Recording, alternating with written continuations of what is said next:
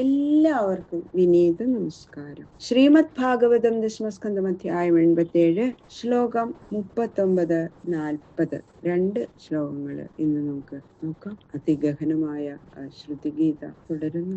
ഓം നമോ ഭഗവതേ വാസുദേവായ. ഓം നമോ ഭഗവതേ വാസുദേവായ. ഓം നമോ ഭഗവതേ വാസുദേവായ. ശ്ലോകം 39. യദി ന സമുദ്ധരന്തി യതയോ ഹൃദി കാമജടാ ദുരധിഗമോ സതാം ഹൃദി ഗതോ സ്മൃതകണ്ഠമണി അസുതൃപയോഗിനാമുഭയോപ്യസുഖം ഭഗവൻ അനപഗതാന്തകാത് അനധിരൂഢപദാൽ ഭവത. മുകളിൽ പറഞ്ഞ വിധം വൈരാഗ്യഭക്തി സഹിതരായി ഭഗവാനെ ഭജിക്കുന്നവൻ മൃത്യുവിനെ അതിക്രമിക്കുന്നു, മറ്റുള്ളവരെ സംസാരത്തെ പ്രാപിക്കുന്നു എന്ന് പറഞ്ഞ ശേഷം ഇപ്പോ എല്ലാ സംഘത്തെയും ഉപേക്ഷിച്ച് ഭഗവത് ഭജന മാർഗത്തെ പ്രാപിച്ചവരായിരുന്നാലും വിഷയസുഖങ്ങളെ ആഗ്രഹിക്കുന്നവര് ഭഗവത് തത്വത്തെ അറിയുന്നില്ല. ഇഹത്തിലും പരത്തിലും അവർക്ക് സുഖമില്ല. നീചയോനികളില് അടിക്കടി ജനിച്ചും മരിച്ചും ദുഃഖത്തെ തന്നെ പ്രാപിക്കുന്നു എന്ന് കാണിച്ച് അവരെ കുറിച്ച് ദുഃഖിക്കുകയാണ്. കാമാന്യ കാമയതേ മന്യമാന സ കർമ്മഭിർജായതേ തത്ര തത്ര. കാമങ്ങള് ദോഷസ്ഥാനങ്ങളാണെന്ന് അറിയാതെ ഗുണസ്ഥാനങ്ങളാണെന്ന് കരുതി യാതൊരുത്തൻ വിഷയങ്ങളെ കാമിക്കുന്നുവോ അവൻ വിഷയസമ്പാദ്യത്തിനു വേണ്ടി ചെയ്ത പുണ്യ പാപകർമ്മങ്ങളുടെ ഫലാനുഭവത്തിനായി ജന്യ മൃതി ജലധിയിൽ നിന്ന് പൊങ്ങാതെ അതിൽ തന്നെ വീണ്ടും വീണ്ടും പ്രവേശിക്കുന്നു എന്നുള്ള ആ ശ്രുത്യർത്ഥത്തെ ഇവിടെ സംഗ്രഹിച്ചു കാണിക്കുകയാണ്. ഹേ ഭഗവൻ, പദാർത്ഥങ്ങളുടെ നിത്യാനിത്യ സ്വഭാവങ്ങളെ നന്നായി ധരിക്കാത്ത ഏതൊരു സന്യാസിമാര് രാഗമൂലങ്ങളായ അജ്ഞാനവാസനകളെ ഹൃദയത്തിൽ ധരിക്കുന്നുവോ അവർക്ക് നിന്തിരുവടി ദുർലഭനാകുന്നു. കഴുത്തിൽ കിടക്കുന്ന രത്നത്തെ മറന്ന് ഒരുവൻ രത്നത്തിനെ അന്വേഷിച്ച് മറ്റു പലയിടങ്ങളിലും സഞ്ചരിക്കുന്നതിനാൽ ക്ലേശമില്ലാതെ കണ്ടഗത മണി കണ്ടുകിട്ടിയ സന്തോഷം അനുഭവിക്കാൻ സാധിക്കാതെ അലഞ്ഞു ദുഃഖിക്കുന്ന ഒരുവനോട് അവര് തുല്യരാകുന്നു. സുഖസ്വരൂപനായ നിന്തിരുവടി ഹൃദയത്തിലിരിക്കെ അവർക്ക് നിന്തിരുവടിയുടെ സ്വരൂപബോധം ഉണ്ടാകുന്നില്ല.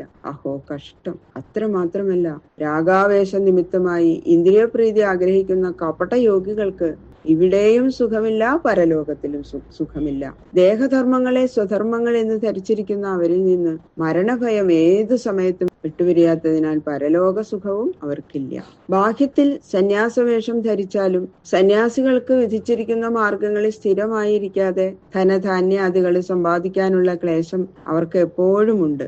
അതുകൊണ്ട് ഇഹത്തിലും സുഖമില്ല.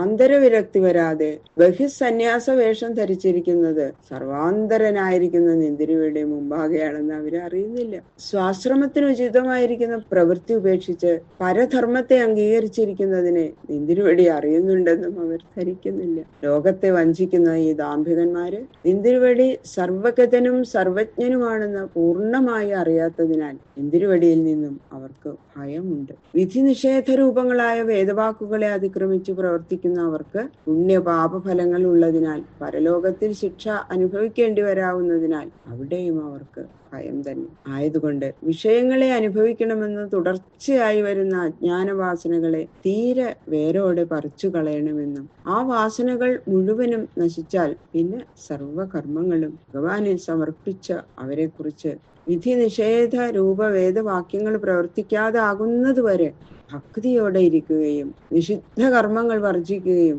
വിഷയങ്ങളിൽ ദോഷദൃഷ്ടിയെ വർദ്ധിപ്പിക്കുകയും വേണമെന്നും ഉറപ്പിച്ച് പറഞ്ഞിരിക്കുകയാണ്. ദമ്പന്യാസമിഷേണ വഞ്ചിതജനം ഭോഗൈക ചിന്താതുരം സമ്മുഹ്യന്തം അഹർനിശം വിരചിതോദ്യോഗക്ലമൈരാകുലം ആജ്ഞാലംഘിനമജ്ഞമജ്ഞ ജനതാ സമ്മാനനാസന്മദം ദീനനാഥ ദയാനിധാന പരമാനന്ദ പ്രഭു പാഹിമാം എന്ന് ശ്രീധരാചാര്യരുടെ പദ്യം.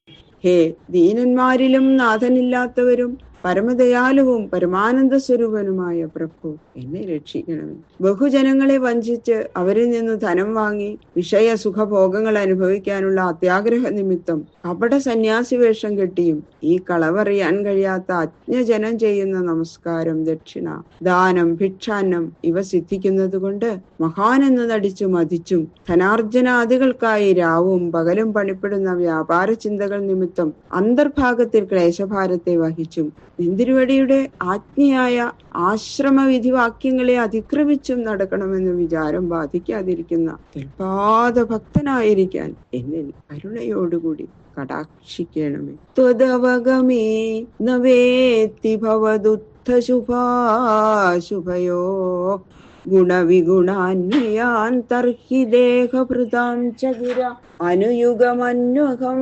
സഗുണഗീത പരമ്പരയാ ശ്രവണഭൃതോ യതസ്ത്വം അപവർഗഗതിർമനുജൈ. അജ്ഞാനവാസനകളുടെ ഫലങ്ങളായ കാമങ്ങളാൽ യതികളും സംസാര സങ്കടം അനുഭവിക്കുന്നു എന്ന് പറഞ്ഞതിനെ ആക്ഷേപിച്ചുറപ്പിക്കുകയാണ്. യതിക്ക് യാതൊന്നും ചെയ്യേണ്ടതില്ലല്ലോ. സുഖ ദുഃഖങ്ങളുടെ ഉപഭോഗം കൊണ്ട് പ്രാരബ്ധം മാത്രം ക്ഷയിക്കുന്നു. ഇത്രമാത്രമല്ലാതെ കർത്തവ്യകർമ്മം യാതൊന്നും ഇല്ലാതെ യതിക്ക് ഉഭയലോകത്തിലും ദുഃഖം തന്നെ എന്ന് ശപിക്കുന്നതിന്റെ താല്പര്യം എന്താണ്? ഏഷ നിത്യോ മഹിമാ ബ്രാഹ്മണസ്യ ന കർമ്മണാവർദ്ധതേ നോ കനീയാൻ. കർമ്മത്താൽ മഹിമ വർദ്ധിക്കുന്നതുമില്ല കുറയുന്നതുമില്ല. ഇത് തന്നെയാണ് ബ്രാഹ്മണന്റെ നിത്യമായ മഹിമ എന്നിങ്ങനെയുള്ള ശ്രുതികളും ബ്രാഹ്മണന് പുണ്യപാപ ഗന്ധസ്പർശം ഇല്ലെന്ന് കാണിക്കുന്നുണ്ടല്ലോ എന്ന് ആരെങ്കിലും ശങ്കിക്കുന്നുണ്ടെങ്കിൽ അതിനുള്ള സമാധാനം പറയാണ്. അല്ലയോ ഐശ്വര്യാദി ഷഡ്ഗുണയുക്തനായുള്ളവനെ, നിന്തിരുവടിയെ അറിഞ്ഞവൻ ഫലദാതാവായ നിന്തിരുവടി ഹേതുവായിട്ട് ആവിർഭവിച്ചതായ പുണ്യപാപങ്ങളുടെ ഫലങ്ങളായിരിക്കുന്ന സുഖദുഃഖ സംബന്ധങ്ങളെ അറിയുന്നില്ല. അവന്റെ ചിത്തം നിന്തിരുവടിയിൽ ലയിക്കയാൽ ദേഹാഭിമാനം അവനില്ലാത്തതിനാൽ സുഖ ദുഃഖ ജ്ഞാനവും അവനുണ്ടാകുകയില്ല എന്ന് സാരം. അപ്പോൾ ദേഹാഭിമാനികളെ ഉദ്ദേശിച്ച് പറയപ്പെടുന്ന വിധിവാക്യങ്ങളെയും നിഷേധവാക്യങ്ങളെയും അറിയുന്നില്ല. അവന് ദേഹാഭിമാനം ഇല്ലാത്തത് തന്നെ ഇതിന്റെയും കാരണം. എല്ലാ യുഗത്തിലുമുള്ള സമ്പൽ സമ്പ്രദായത്തെ അനുസരിച്ച് മനുഷ്യരാൽ ശ്രവണദ്വാര മനസ്സിൽ ധരിക്കപ്പെട്ടവനായ നിന്തിരുവടി അവർക്ക് മോക്ഷദാതാവായിരിക്കയാൽ അവൻ മോക്ഷത്തെ പ്രാപിക്കുന്നു. തത്വത്തെ നന്നായി അറിഞ്ഞവർക്ക് നിഷേധവിധിവാക്യങ്ങളാൽ നിർണയിക്കപ്പെടുന്ന കർമ്മങ്ങളിൽ ലേശവും അധികാരമില്ല. അവര് കർമ്മം ചെയ്യുന്നവരല്ല, ഫലം അനുഭവിക്കുന്നവരുമല്ല. അവര് വസ്തുമാത്രന്മാരാകുന്നു. ആരാണോ എപ്പോഴും നിന്തിരുവടിയുടെ ലീലാകഥകൾ കേൾക്കുന്നതിൽ അത്യാസക്ത ചിത്തന്മാരായിരിക്കുന്നത്, അവരെപ്പോഴും ഭഗവാന്റെ പാദ പങ്കജ സമീപവാസികളാൽ അവരെയും വിധി നിഷേധവാക്യങ്ങള് ബാധിക്കുന്നില്ല. യോഗം എന്ന വ്യാജത്തോടുകൂടി ഇന്ദ്രിയങ്ങളെ തൃപ്തിപ്പെടുത്തുന്നതിൽ അധികം ആസക്തിയുള്ളവരായി കാണപ്പെടുന്ന യോഗികള് കാമബാധയിൽ നിന്ന് വിമുക്തന്മാരല്ലാത്തതിനാൽ അവർക്ക് ഉഭയലോകത്തിലും സുഖമില്ല. അതുകൊണ്ട് യോഗങ്ങളിൽ വെച്ച് ഭക്തി യോഗം തന്നെയാണ് പരമോത്കൃഷ്ടം. അതിൽ പ്രവർത്തിക്കുന്നവർ അധപ്പതിക്കാതെ ഭഗവാനാകുന്ന ആശ്രയത്തോടു കൂടിയവരായിട്ട് ക്രമത്തിൽ ഭയരഹിതമായിരിക്കുന്ന നിർവ്വാണത്തെ പ്രാപിക്കുന്നു എന്ന് സാരം. അവഗമം തവമേ ദിശ മാധവ സ്ഫുരതി എന്ന സുഖാസുഖ സംഗമ ശ്രവണവർണ്ണന ഭാവമഥാവിവ നഖി ഭവാമി യഥാ വിധികാങ്കര എന്ന് ശ്രീധരാചാര്യവദ്യം. ഹേ മായാധിപനായ ഭഗവൻ, അങ്ങയുടെ സച്ചിദാനന്ദ സ്വരൂപ വിജ്ഞാന രൂപനാകുമ്പോൾ ദൈഹിക സുഖ ദുഃഖബോധം പിന്നെ ഉണ്ടാവില്ലല്ലോ. അഥവാ അത്രയ്ക്ക് ഞാൻ അധികാരിയല്ലെങ്കിൽ അങ്ങയുടെ കഥ കേൾക്കാനോ അവയെ വർണ്ണിക്കാനോ ആ വിധത്തിൽ ഭക്തിസുധാസമുദ്രത്തിൽ മുങ്ങിപ്പൊങ്ങി ആനന്ദിച്ചിരിക്കാനുള്ള അർഹത നൽകിയാൽ ഞാൻ ധന്യനായി. ആ നില സിദ്ധിച്ചാൽ പിന്നെ ഞാൻ വിധി നിഷേധ രൂപങ്ങളായ വേദവാക്യങ്ങളുടെ ബന്ധനത്തിൽ നിന്ന് മുക്തനാകുമല്ലോ. കർമ്മബന്ധത്തിൽ നിന്ന് മുക്തനാവാൻ മതിയായ ജ്ഞാനമോ പരമഭക്തിയോ എനിക്കുണ്ടാവാൻ അനുഗ്രഹിക്കണേ ഭഗവാൻ എന്ന് എല്ലാവരും പ്രാർത്ഥിക്കണം. അതാണ് ഈ ശ്ലോകത്തിന്റെ സാരം. ബാക്കിയുള്ള ശ്ലോകങ്ങള് നാളെ നോക്കാം. സർവത്ര ഗോവിന്ദനാമ സങ്കീർത്തനം. ഗോവിന്ദ ഗോവിന്ദ.